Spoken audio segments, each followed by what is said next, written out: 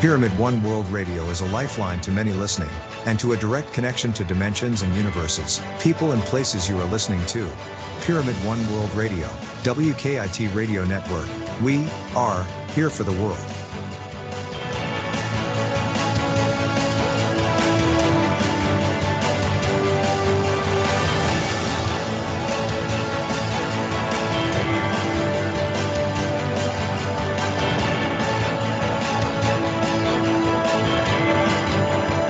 Unlock this door with the key of imagination. Beyond it is another dimension. Bob Charles. Oh, yeah, you got the Bob Charles show. You're moving into a land of both shadow and substance, of things and ideas. You've just crossed over into Bob Charles. The secret of the technology used in the crystal skulls has still not been unraveled. Don't forget, it's our world. Start taking care of it. It's time to think for yourself. Bob Charles. Open your heart to reality and to all the misinformation you hear. Just say no.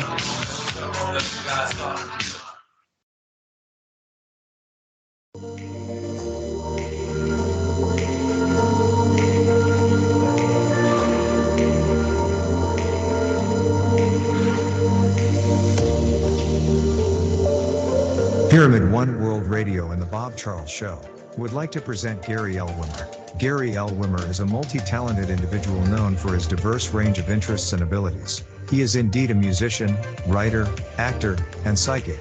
Here's a brief overview of each of these aspects of his career. 1. Musician. Gary L. Wimmer is a skilled musician who plays multiple instruments, including the guitar, harmonica, and keyboard. He has performed as a solo artist and has also been part of various bands, showcasing his talent in genres such as rock, folk, and blues. 2. Writer. Wimmer is an accomplished author who has written several books. His works include both fiction and non-fiction titles. He has penned books on topics such as spirituality, metaphysics, and personal growth. One of his notable books is A Second in Eternity, which explores his experiences with psychic phenomena. 3. Actor. Gary L. Wimmer has also pursued acting in addition to his other artistic endeavors. He has appeared in films, television shows, and theater productions. While specific details about his acting career may vary, Wimmer has utilized his creative abilities to bring characters to life on screen and stage. 4. Psychic.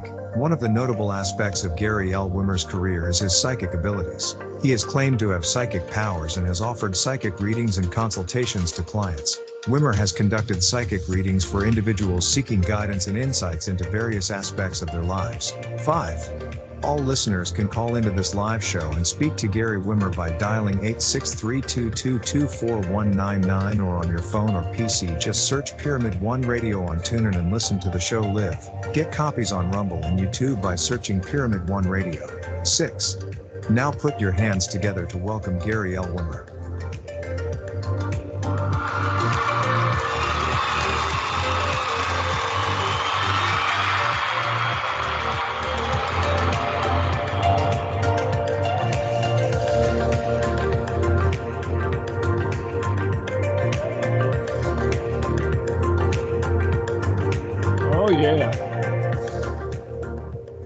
Oh yeah, unbelievable. see that when you're a musician, you do weird things. Hey, what a fanfare! I mean, that was great. Yeah, I mean, but there were times I lived in studios. So, but you know, some of the things that we were talking about before that, with things going off and on and everything else, do you find something that people have brought to my notice, in a sense, over the last couple of weeks? Energy.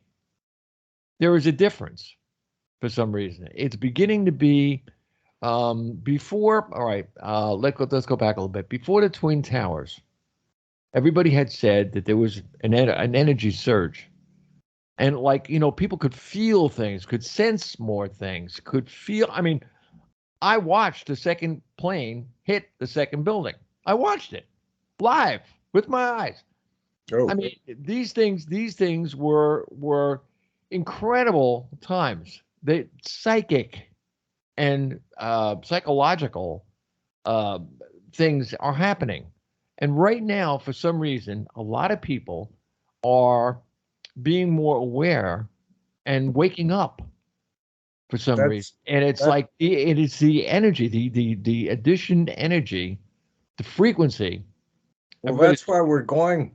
That's why we're going through this cycle, this chapter, this era of seeing all the holes in the boat, the flaws, everything that's broken, so we can fix it.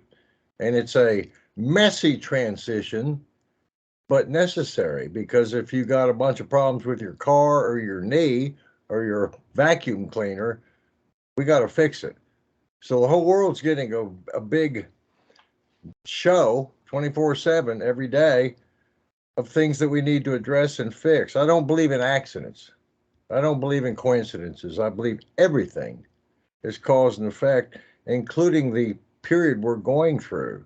You know, we subconsciously knew when we came here that we'd be challenged in ways different from 200 years ago. oh But yeah, we come here, we take a body, we relearn everything, we forget all the past lives, and we forget all the higher infinite mind we came from and our guides and a lot of stuff. And we have to relearn it in real time, in real life, here, now, in time and space where the rubber meets the road. You know, really. I really don't. I don't want to like point any fingers, but I mean, just someone I was talking to the other day, and that people call me on the cell phone on Skype once in a while, and they were asking me because I had said on one of the shows that there are certain entities. I'm going to call them entities because they're similar. That are the thing that's marring our existence right now. Some of them are feelings. Other things are solid objects. The second part of it is the greed and all the sort of stuff that's going on all over the world. I mean, there are it's money, money, money, money, money. All you hear is money, money, money. I turned on TV tonight, and all I saw was a bank of this and bank of that and bank of this. They're all failing and everything else because of the interest rates and all the rest of the stuff. Hey, when Carter was in, I swear to you, and this is no kidding, and anybody listening that is a relative of mine or friend knows this. I lived in New Jersey. My next door neighbor bought the house right next to mine. When I bought my house in New Jersey, I paid 4.5, 4.7, somewhere around there in interest. When the guy next door bought it and Carter was in, he paid almost 13% on his mortgage. Now, right now, we haven't hit that yet. We're not there yet. And yet everybody's, oh my God, what am I going to do? And like I said, with the energy, it's all of this fear that's being absolutely into fear, the public. Fear, doubt, panic, Bingo, you got it. And that we all go through it. Everybody goes through fear. Everybody goes through panic. Everybody goes through doubt. But if you never went through fear, you could certainly never be on the road to discovering fearlessness. If you never went through doubt, you'd never look for the truth. And even if it fell on you, you wouldn't even recognize it. Oh, you would. You're right. You're absolutely correct. Oh, everything we go through in life is meant to show us something, because there ain't no accidents that we are who we are in this time, in this space, and so forth. Mm-hmm.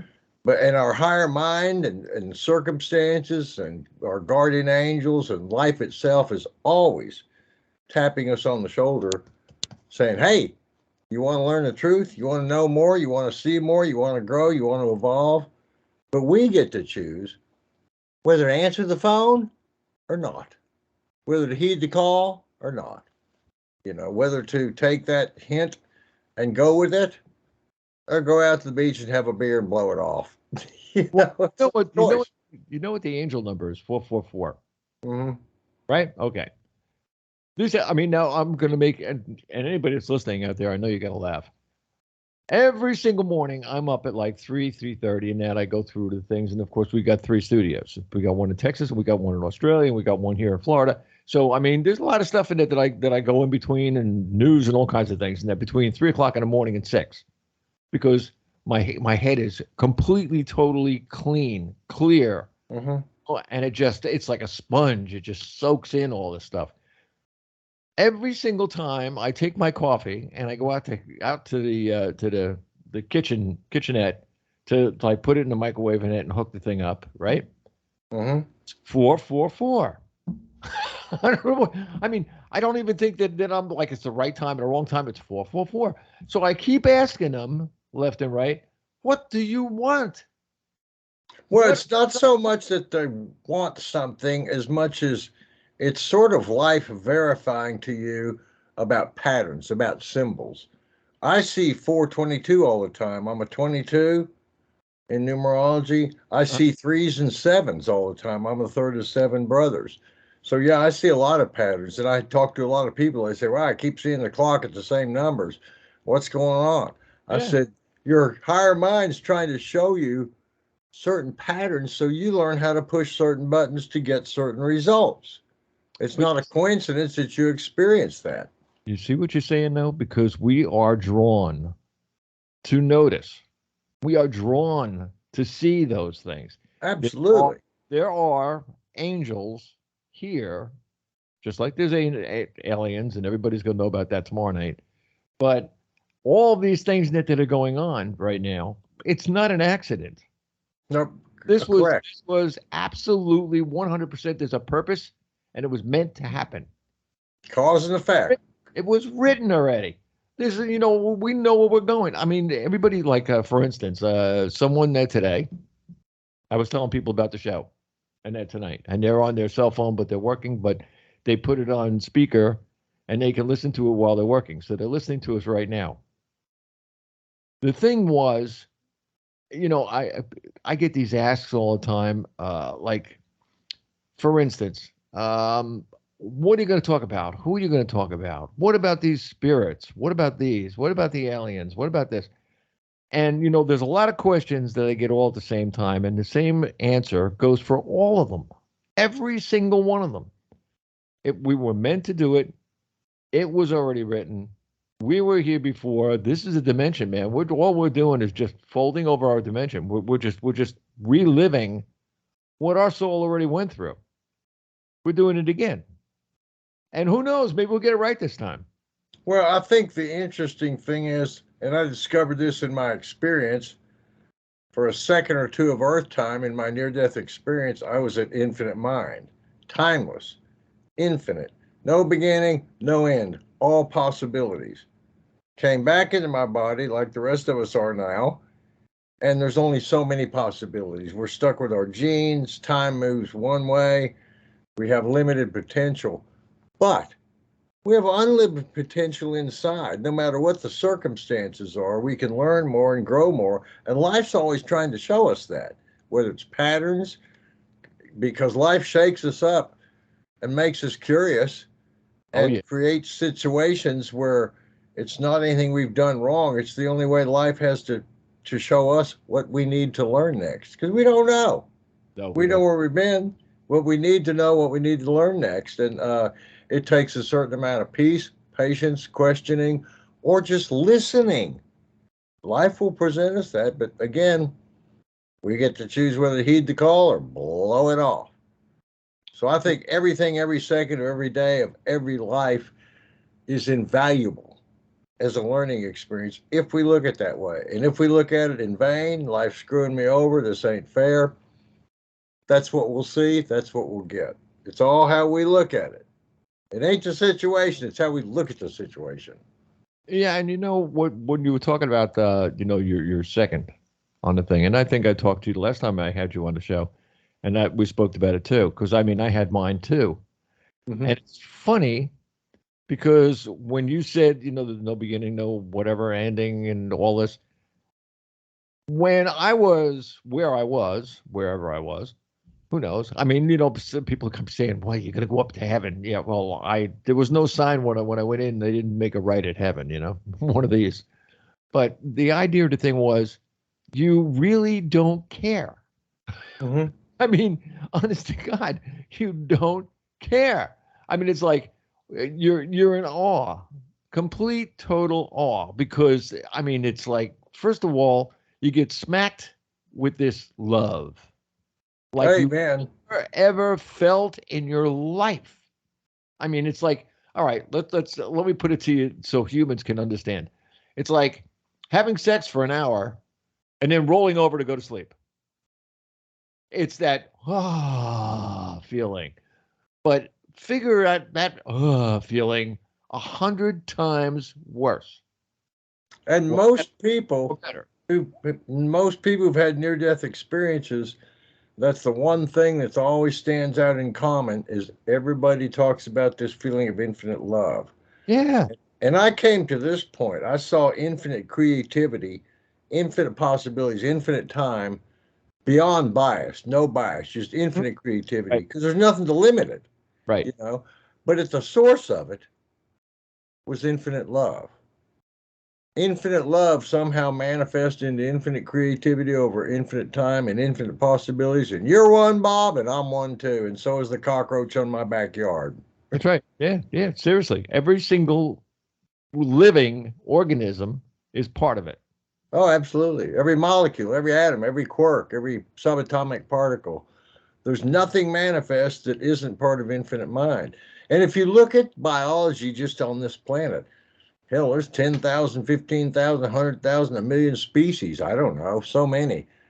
So if you imagine how many different levels there could be between you and infinite mind, or me and infinite mind, guides, learning principles, different voyages between lives, there's an infinite number of levels we can go up to beyond the level we live in right now of the living under the false pretense of separation, you know, because it is a false pretense. You know, in your book, and these were a couple of things. I'm sorry, I picked apart your book. I mean, it was too good. I mean, the book is awesome. So, Glad and you enjoyed it. yeah, it's like I'm reading the book and I go, yeah, I know that. Yeah, I know that. It was like, hey, yo. But anyway, you have a part on here which I really liked, the walk, and then you have too much, which was like the other side of the walk, and then you have trusting the monitors. Explain the first, second, and third because every single one of them is the beginning of where you are. Well, the psychic ability that started on January 31st, 1977, started getting more and more intense day after day after day. I couldn't cut it off. I'd never been so scared in my life. At the same time, I felt so empowered and enlightened. And I kept feeling these guardian angels that seemed to call themselves monitors. They were kind of aware of what I was going through, maybe protectors or something. So after 6 or 7 days of this, I couldn't handle it anymore. I went on a walk, a rather fast, brisk, terrified walk. I was maybe going to go over to my girlfriend's house who lived 8 miles away. My car was broken, and I was frantically walking, and then it built up to too much. It was too intense. I kept feeling everything. Every stranger that walked by could feel their whole life, and I couldn't take it anymore. That's when I got to too much. And I started crying and begging the universe, begging God to help me make sense out of this. I can't take it, and I can't take it another second. And that is when the monitors, guardian angels, appeared over me, and first in the form of a spotlight. And then they said, "Do you trust us?" And of course, all these people, there's 50 people in a circle watching me because I was racing down the street terrified and crying and screaming. I'd never been so scared in my life. And all of a sudden, all that fear dissipated in a millisecond.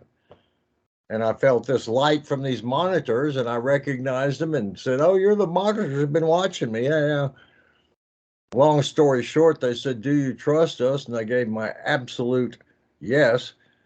Seconds later, I was hit by a car. I was outside my body. I was looking at the whole earth collapse within me, the whole galaxy, then the whole universe. And I didn't even know who I was anymore. I didn't care. Like you were saying, it was pure, beautiful sensation. There's no complaint department. There's no reason to complain. You never feel so beautiful in my life as I felt during that experience. Wish I could push a button and give it to people. I can't. But yeah, I kept expanding, went outside the universe, saw billions of universes, infinite number. They rolled up into a big tunnel of light. I got shot through it. Ended up on the other side in infinite mind, sky blue, eternal. Yeah, yeah, And yeah, at yeah. the source of it was infinite love. Right. And I felt like I was at one with it, not observing it. But somehow in that process, I felt like I'd become an observer again, and was drawn away, drawn back into the time and space, drawn back into this galaxy, drawn back toward Earth. And I had no idea who I was or where I was going. But heaven was pretty nice. I liked where I was. Yeah, it's like being in an air conditioned Oh, department. man. Now, as I came back into my body, I saw three series of pictures. The first was, wrote a little bit about in my book, what we're going through, have been going through for the last 20, 30, 40 years, and we'll go through for the next decades. It's everything coming to the surface. Politics, heat, climate, global warming, disparity. So we can see all the holes in the boat. The second series of pictures where we fix all the holes in the boat, a better society. It ain't tomorrow, but it ain't 10 million years away. It's the next 100 years or so. A third series of pictures I saw were of me, and I was going through a lot of depression then, trying to make a living as a musician. I didn't have a good voice. And I saw these pictures of me playing piano and traveling over Europe at big bands, and it wasn't guaranteed. But once I hit my body, I saw my body. I jumped back into my body, and I just been to heaven, man. I wasn't hurt. I didn't feel a thing. No blood, nothing. I just jumped to my feet so happy and thrilled. But then, of course, there were cops and ambulance and police, and everybody's coming to the scene. And I had to go through a whole bunch of bureaucratic groundkeepers, grounding agents, as I call them. But, and of course, nobody could believe why I wasn't hurt or how I could get totally hit by a speeding car as a pedestrian and not even feel it. Couldn't even keep it at the hospital. Do I believe in miracles, Bob? Oh yeah. Absolutely. Oh yeah. Oh yeah. From that moment forward. You know, when I went to the other side, it was my dad that I bumped into, and my aunts. My This is after I woke up and I was back on my feet again. I was telling my aunts about it, and my aunt was like, she thought I was totally out of. Whoa, man, the guy lost his rocks up there, or something. And because I told her exactly what my father looked like, Mm-hmm. because he was a trucker and he had a uniform that he had, and he had his hat all the time, but he had union buttons on his head, on his head, and he didn't wear that hat when he would leave in the morning, and I was only 9 years old, for crying out loud. So when he would leave, he would usually, like, I would get up, we'd have coffee in the morning. We always had coffee in the morning. I was like, I was 9, hey. But like he was going to work, so he'd like, pour me a little bit, and I'd say goodbye and whole thing, and I'd give him a hug, and he'd go out the door. But he never had the hat on because the hat was in the car somewhere or the truck. When I was there, he had the hat on. So my aunt said to me, she says, "Well, he had the hat on all the time, when we saw him. But of course, when he drove from New Jersey to Long Island, and that if he passed close to them, he'd stop at the house like for a couple seconds there before he came back to New York." But I told them the colors of the buttons on the hat. That's when they turned. You could see their face just go white, because I shouldn't have known that. But I was there. I saw them. So the only way that I could prove that I did see him on the other side was to tell him what the colors of the buttons were. Well, there's a lot of incidences like that where people have been on the other side, watched their own surgery, experienced premonitions. Here's my thought on it. All that information is available. To some degree, if you were looking at it from the perspective of infinite mind, everything already happened or is happening simultaneously. But if you look at it from our point of view, things are progressive. We're born, we live, then we die. And we expand our consciousness and our awareness along the way if we choose to, or we get to be crappier people. I mean, which is the better choice, Seriously. So yeah, I think we all get this. Many times in our life, we have spiritual experiences or normal experiences that make us curious about our spirituality. Why does this happen? good. When life shakes you up, good. It makes you think. So, and I believe everything is possible. Now, can I make everything happen? No. Can you? No. But that doesn't mean we can't have 10,000 different kinds of aliens from all over the universe checking us out. So far, they ain't nuked us yet. We should be grateful, if they. So I believe in all possibilities, but I also believe in some sort of balance. That's not to say we couldn't have aliens vaporize the planet in 5 seconds, but I don't think that's going to happen. I don't think that's the kind of, if you get to that level of technology, you're probably not going to be a jerk or as much of one as you could be. If you get to that level of technology, you wouldn't know it happened. That's right. You wouldn't know it. And people do at times turn their back on God. Why? Mm-hmm. I have no idea. Well, actually, I do know why, but the idea of the thing was, here, I'll give you a weird story. Lady's in the store the other day. She's in Walmart. And of course, a lot of the people that, go shopping in Walmart for some reason. Now, don't send me 2,000 emails tomorrow saying I was crazy. But a lot of people that go to Walmarts early in the morning are bigger than me. And I mean that in width, not in height. I'm over 6 feet. They're not. So, things happen. So anyway, this lady goes out to a car. I'm walking out to my car, and I'm actually going in the wrong, different direction actually. And I hear bang. And I figured, she fell on the ground. It's like, whoops. So anyway, I walked around to see what it was, and it wasn't her that did anything. It was the stuff she had in her hand. She had a couple of bags in her hand, and the bags hit the ground. Thank God nothing broke in the bags. But anyway, she's standing there, and she's pointing up in the air, and she's saying, God, you made me do that. You made me do that. See, it's your fault. It's your fault. She's doing that, and I mean, she's so loud in the parking lot, like everybody's standing around, they're laughing at this woman doing this. So I went over to the woman that was there, and I said, ma'am, calm down. Calm down. It was like it fell on the ground. No big deal. I said, we'll go inside. Well, I'll get another bag or something like that, and we'll stick him in another bag. Yeah, you'll live.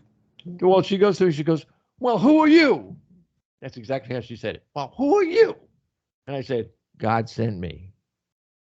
You should have seen the look on her face. That woman just, it was like somebody pulled the plug out of the wall or something. She just froze right where she was. Good one, man.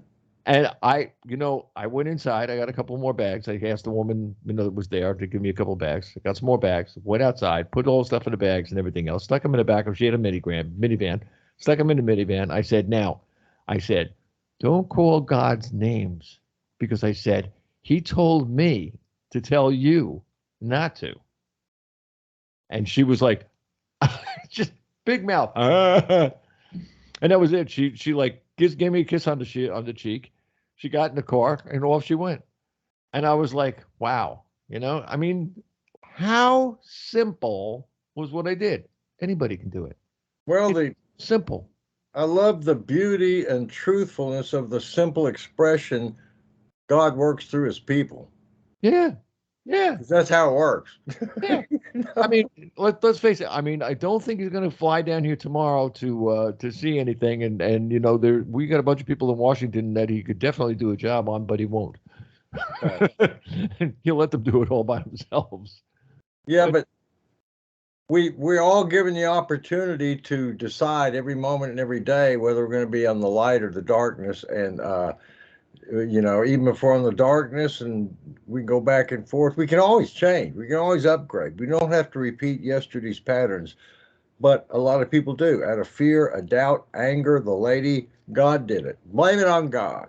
Well, maybe if you'd have thought before you walked out of the store with those packages, hey, God, protect me and help me not drop the packages, maybe that would have worked. It's a thought. And you know what? A lot of people did too. I wouldn't go with the political part of it at all, but a lot of people losing their faith. Yeah. And why are they losing their faith? I mean, let's face it. I mean, all right, take a kid like me. Kid like me was a kid that went with his little sister. I was 6 years older than her, so 10 or whatever. This is after my father passed away. She was 4, I was 10, and we would go to church with our mother. And, you would have your little missal and you do your thing and you do your God thing. And then on Sunday, and it was like something you did every Sunday. And it was like it grew on us in a way. But I went from that to being an altar boy, and from that to almost being a priest. So, I mean, really, seriously, faith has a weird way of moving people through life. Oh, it does. Things that you do. And now people are saying that, not people that are in the faith, but other people that are outside of the faith are saying that Christianity is not a good thing because there's a bunch of groups that get together and they do a bunch of things together and they boom. And I was watching TV the other day and I'm saying to myself, are they nuts? They got to be out of their minds. Now, being a psychic, let me do a 180 on this. Being a psychic, do you ever get people that really, really, really, really, really believe in faith that are asking you, where'd they go wrong? Oh, I think so. And I tell people as a factual matter, hey, everybody makes mistakes. Everybody trips. When you learn to play a piano, you hit bad notes. When you learn to play golf, you hit the ball. You miss the ball sometimes. But you don't have to keep missing the ball and thinking the same way and doing the same mistakes. And one thing I think about, like I said, I think I'm one of the luckiest people on the planet because I got to see infinite mind, infinite God that's completely beyond bias. Humans are biased. God ain't. God's infinite. But on the human side, you got 5, 10, 15, 20 different types of religions. Yep. And everyone to some degree thinks, okay, we're a little bit more right than the Jews. The Muslims a little bit more right than Christians. Or the Christians are a little bit better than the atheists. Or, it goes on and on and on and on and on. Hey, God's infinite. And God, you can look at God 8 billion different ways on this planet. They have a speck. However, if you despise God, if you despise life, if you bring up anger, if you bring up all those negative emotions, if you put mud on your glasses, you can't see. You can't operate effectively. So, yeah, I could see why there's a lot of confusion over God because everybody looks at it like God's a little bit more on my side than your side. And that ain't the case. Not the case at all. Yeah, but don't this ever, I don't know if it gets under my skin, but it probably wouldn't get under yours. Maybe it would. I don't know. Every single religion that's out there, even if they got the Heinz 57, variety, every single one of them are worshiping the same God. Absolutely. There's only one. Although one calls him this, one calls him that, one calls him this. I mean, I don't care if you call him a tissue. You're He's right. God. It does not matter. God is an entity that is there that we, obviously the universe had to have come from there. And it's a spiritual thing that not even science can explain it. No, it's completely beyond science. Completely. No, they'll never, ever explain it. So what do? Okay, we pray to that God, and that God makes us realize to ourselves that we have to change some of the things that we do, or that we have to be better people, or that we have to say thank you, please, may I, open doors, open car doors, all these things that are in, it's all in the it's in the Psalm that was sent, by God. He said, hey, this is your life. I'm giving you your life. I'm taking this soul and putting it in that body, and that body has to do what it should do. If you screw up, I didn't do it. I just gave you the opportunity to do it. That's right. 100%. Yeah. Pretty weird, huh? Don't blame God because you used your free will. Bingo. Bingo. That's the killer of it all right there. Free will. But I have to admit, before I saw Infinite Mind, because I was raised Catholic too, I was an altar boy. Audeum qui lautificat juventutem melam pax dominat spiritu to all men. I knew the whole Mass in Latin. I was an altar boy. So did I, man. So did I. Yeah. We're So- old enough to have done that, you know. So I was always curious about God. I was reading a lot of Edgar Cayce and psychics and spiritualists and other religions in college. But once I saw Infinite Mind, I could completely comprehend why there's so many different ways to look at it.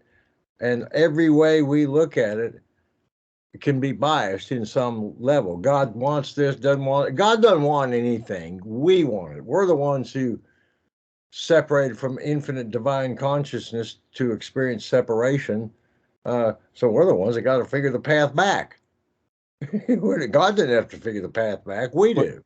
You know, it drives me crazy. God, you know, people think that God takes things. God don't take anything. God is a giver, not a taker. Completely. Absolutely. Now, if you want to take a taker, then you look at Satan. Now, that is the taker. The taker is the one that he really don't take anything. He just shows you a different path. And if you're stupid enough to take that path, then hey, then he took. He didn't take on purpose. You did. So, duh. All God did was showed you a path, and it was straight. Now, if you want to deviate somewhere, or you want to go somewhere, somewhere else, that's the way it goes. I always said this, and I believe in it very much. You're born to die. What's going to happen? What you do in between borning and dining, or anything you do in between there, is your fault. Nobody, absolutely no. Look, you can be someone that's under slavery and things. Still, anything that you do is your fault. Now, just because you were a slave didn't mean it was your fault. It just means that you were there with everybody else when the guy made a slave out of everybody. But it still means that's your life, and that's what you have to deal with, and that's the vehicle, situation, time, place, customs, and culture, the stage upon which you can learn. It's like, you know what it's like? It's like COVID-19. They're supposed to, I think it's in October or something like that. They want to do some kind of a mandate to make us wear masks again. And even the guys that are on TV are saying, they proved scientifically, that masks don't do dack. Don't do nothing. Don't do, I mean, I'll be a nice guy. We'll go say what they beep down on TV. But the thing was, all of these things and all of these vaccinations and everything else and that, there's no proof nowhere that anybody that got a vaccination, it protected them. There's no proof of that anywhere. Now, your human immune system, oh man, that's armor. So if you take what you're supposed to take, you eat the way you're supposed to eat, your systems and everything else work right, and God looks back and says, "Oh, you're not going to die today." So after they made that decision, then all you have to do is just keep on keeping. Just keep on doing what you're doing, keep on going, and nothing will ever happen to you. And the people that did get COVID-19, you ever notice just now, and this is like what, 3+ years in since COVID-19, they're just figuring out that all the people that died of COVID-19 had something else. All COVID-19 did was, it was like putting a match to a fuse on a bomb. COVID-19 was the match. So, okay, so you got something wrong with your lungs, or if you got bronchitis, that's unbelievable, or you got some kind of a liver disease or something that you're taking care of. The COVID-19 takes the immune system and flushes it down the toilet. So, okay, so you got no immune system. So when you got no immune system, what happens? Poof, you're gone. See ya. And then they blame it on what? COVID-19. When COVID-19 was just a lever that was switched on to make things happen. That's all it was. I had a host on this station, and he was a doctor. And he passed away 2 years ago. he got COVID-19, and he knew that he was going to do it because he had something else. He knew it. He told me before he was, before I didn't see him anymore. So, hey, people have to, I always say that people have to live their life 110%. And people will say, well, there is no 110%. You want to make a bet? Yeah, why not? Yeah, there is. It's living your life fully with an edge. In other words, not denying wanting more. You can want more and not be the guy that's the greedy guy. Well, life is meant to offer us challenges and risks and curveballs, because if we didn't go through some challenges and curveballs and risks, boy, would we be stupid. We'd be just dumber than a damn rock. We learn through challenges that make us think and ask questions and think outside the box, We learn to make boats because it's a lot easier than swimming from one island to the next. Duh. Yeah, right. Duh. Hey, listen, you know what? While I got you on the show, your book that's behind you to the left-hand side of your head, let's talk about it. You got to tell me what, I mean, really, seriously. I mean, I got people that are asking me, because it was in the promo. They said, what is it? I said, well, listen to the show and you'll find out. You talk about the method of lithomancy? Uh-huh. Yeah, in 1980, I started giving readings in the early 70s, mostly regular playing cards. I learned my own system. In 1980, I met a lady who did readings this way. I got a reading from her, and basically, here's the system. It consists of 16 stones: Sun, Moon, Mercury, Venus, Mars, Jupiter, Saturn, Neptune, Uranus, and Pluto. 10 planet stones, and 6 personal stones: life, love, luck, commitment, timing, and place. I charge those up in my hand because I'm doing them over the phone now. I'm disabled. I don't travel. I don't have people in my house, small house, all over the phone. So I charge them up and have people say drop. And when they say drop, I drop them in the middle of this circle that's formed by a little thin piece of leather. And I read it like a clock. From the center here to 12 o'clock, 3 o'clock, 6 o'clock, 9 o'clock. And by looking at the stones and seeing which ones are touching where and feeling, it's kind of like reading a blueprint to me. It's like I don't know this person, but I can read the medium, because the term medium used to refer to the cards, the stones, the tea leaves, whatever your medium is between you and higher mind. Now they call mediums people, so that changed. But basically, that's the method. I use 16 stones, read it like a clock.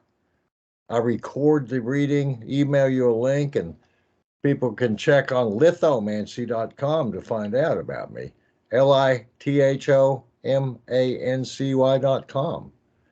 You can find my contact information. I got kind of booked up a couple of weeks ago, so I'm putting people on a waiting list, but I'm catching up, and I'm getting up with everybody who's interested. Yeah, if anybody has a problem with finding anything, just write to bobcharlesshow@live.com, and I'll send you a copy of the link. I have it. Now, thank you, brother. Well, we should, it's too bad you're not prepared. I should have said something before the show, and that you should have done a reading on me, so that people can see what is encompassed in a reading. Did I do one time for you already? Oh, I never did. Okay. Nope. My stones are over there. I have to kind of set them up, but we'll do it on the next show. I'll set up two mics, and one of them will show the stones, and the other one will talk to you, and we'll do it on the next one. I'll set up. I was going to say, in between the time I drop my shoe, not the stones. But anyway, no, seriously. I mean, so people can actually see it, because so many people have questions about them. They say, what is it? And I said, well, it's got something to do with stones. And I said, here, I'll send that one person, I sent them a link and to the book. There's a fair amount of information on lithomancy.com about how I do it. I got kind of booked up, so the first part of that web page, lithomancy.com, has stuff about how to contact me and how I'm getting in touch with people. But the rest of it has a fairly decent explanation about what the system is, how I use it, and so forth. And I do record readings and give people a link to go download them because I certainly won't remember everything, and they won't either. Well, see, the idea is that if we do it on here, it's recorded. Right. Anybody, anywhere can see it. Right. It's on. These are placed on Rumble and they're on YouTube, so they're all over the place. Next time I'll be set up in advance to be able to pull that off, brother. Yeah, we'll do something like that. I don't know where I'm going, for crying out loud. Hey, I mean, everybody. There was somebody that in I forget what store it was. I guess it was Target's because it's right next to where I go and I meet a bunch of people there. But it was funny because the lady says to me, she says, "Well, when you're 60." So she says, "When you're 60," I said, "Well, what about when I'm 60?" She goes, "Well," she said, you'll realize," because the woman was so slow. I mean, she said this woman was like putting one. You ever see anybody that has like a whole bunch of stuff in the bag, and she puts one thing on the counter for the cashier at a time? And I said to the woman, I said, "I'll help you." I was like, "Woo!" So the woman says, if you were 60, I'm over 70." And this lady is giving me the 60 story, and I'm like, "Hey." And the woman says, "Yeah, but you don't look like you're over 70. I said, "Sorry. God's been good." How you think? How you see yourself? That's right, yeah. And I mean, let's face it, being a musician all my life and 39 years jumping on and off stages. Hey, no wonder I still got legs left. Certainly been there, man. Yeah, but you see, that's just it. You ever notice, though, I mean, you're a musician too. You ever notice that when you play, age don't matter? No, it's the music. It's the music. It's the music. Age has nothing. I would, people could look at me and they could say, "Well, I want younger people." I said, "What's the difference?" Well, do you really think Bruce Springsteen and the Rolling Stones need the money? No. They go play because that's what they do. That's right. who they are. That's their right. soul, their heart, their gift to the world, and they love it. And even 70, 75, hell, Willie's about 90 or 130 now. I forget. He still does his gigs, I hated getting on buses and airplanes and all this other kind of stuff. That's the part that I hated. But once you get on that stage, it's like going to heaven. Oh, it is. Once you get on that stage, and we had big stages, once you get on that stage and you go to the edge of the thing and like all these people that are standing there and your first note is like 1 second away, your whole feeling in your whole body changes just like that.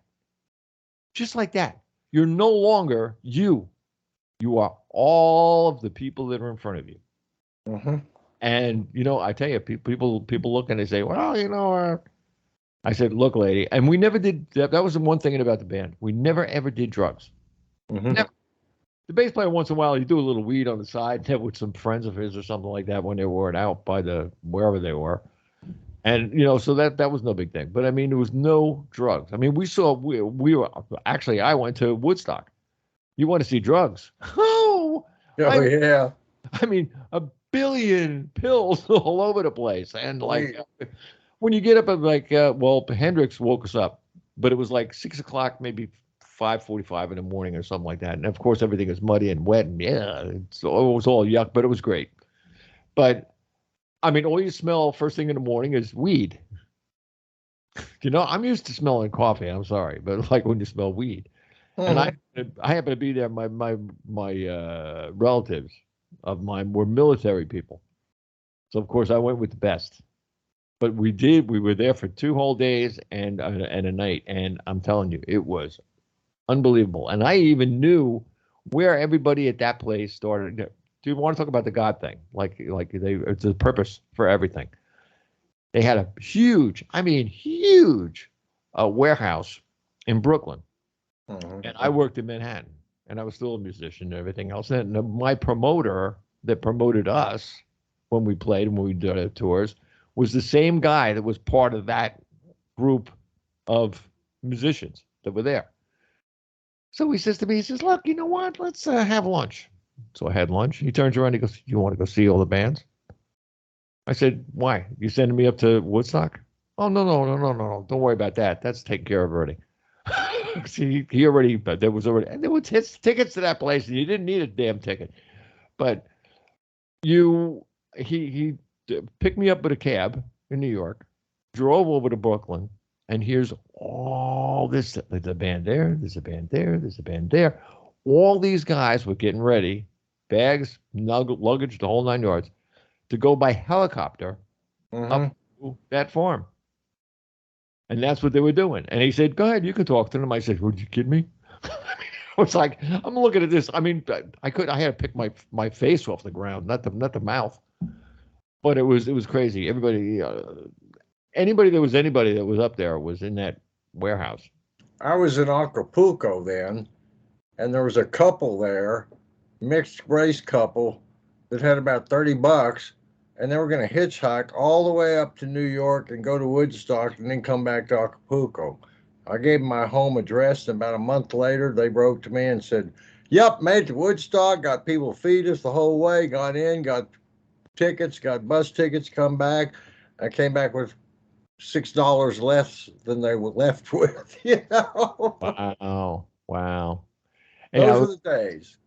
That was, we had our own water with us. We had sandwiches. We had the whole 9 yards. They had the guys had backpacks and everything else. So we were okay. We're lucky because we got to go from Leave It to Beaver and Father's Knows Best and the Nelsons, Ozzie Nelson, to Sex, Drugs, Rock and Roll, Enlightenment, the Beatles, we got to see that whole transformation. Yeah. I feel so lucky, man. Yeah. The time I got to live. You want to talk about blessed? We're blessed. Absolutely. No two ways about it. For Absolutely. Sure. For sure. Now, one other thing that I want to actually bring out, if I can. It's where can people get these books? I mean, I saw them on Amazon. Mm-hmm. Amazon and Kindle. I self-published on Amazon and Kindle. A Second in Eternity, both in a print book and in a Kindle book. Same with Lithomancy, the Psychic Art of Reading Stones. You can just go to Kindle or Amazon. You can Google my name, Gary Wimmer, and you'll find both books. Or Google them by title, search them by title, A Second in Eternity or Lithomancy. And that's where you can find them. And again, if anyone has any question whatsoever, there's two ways that you can actually get me. And just like through the store, it was just like that too. You can text me, and it's only a text line. It's not a call-in line. It's only a text line. It's on the text. It's 609. Oh, no, sorry. 86. Oh, my mistake. 863-222-4199. When you text, put down the question that you have and put down your telephone number so that I can get back to you. Very, very simple to do. Very, very easy to do. No, it's not too hard for anybody to do. And I'll get you any link you want. You just email me at bobcharlesshow@live.com. Tell me what you want or what your question is, and we'll answer it. If I can't answer a question, what I do is I throw it at Gary Wimmer. let him send it back to you. So we can do that too. Meanwhile, back at the ranch, how about the other book about the rocks? Yeah, that's like a textbook. I wrote that because there was no comprehensive book on it. I wrote a lot from personal experience and from what the lady who taught me, she learned it in Japan, I think about 30 or 40 years earlier when she was in her 20s. It's not very well known. When I first met her, she did a reading for me. I was completely amazed. I'd never seen anything that seemed that sort of intuitive or simple. It was just look at this pattern and figuring out what means what and interpreting knowledge from it. So first time I had a reading with her, it obviously proved to me that you can use that art. I was curious about it. I wanted to learn it. And I did. And not many people know about it, but I like it because it's unique. I like it because it's intuitive. I like it because it It goes for about 3 months. I don't try to give readings 10 years out because, Jesus, look at how many changes we go through in 24 hours. You know? A bolt of lightning could come through your microphone. Absolutely. And of course, The Second Eternity is about my near-death experience. It even has the police records in it from the Austin